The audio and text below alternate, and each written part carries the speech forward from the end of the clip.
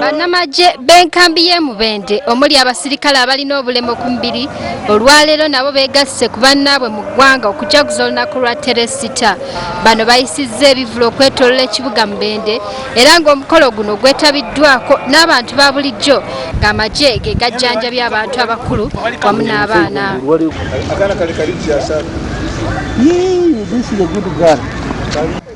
Akulidde enteekateeka eno Major Achilles Tumushabe ategeezezza ng'olunaku luno bwe luli olukulu ennyo mu ggwanga nga ne bannawekula tebasaana kulubulako olw'ebyafaayo by'amagye ga UPDF mu kitundu kino. This morning we have been treating people, deworming children, checking HIV and educating people on heresy.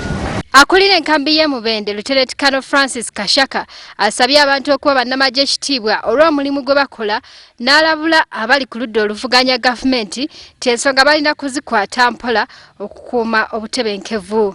Ekyo kituluma nnyo ffe abali non-partisans ffe abatali mu bibiina ekintu ekyo kituluma nnyo kubanga waliwo ebigendererwa ebirungi bye twalwanirira ffe ng'Abannayuganda.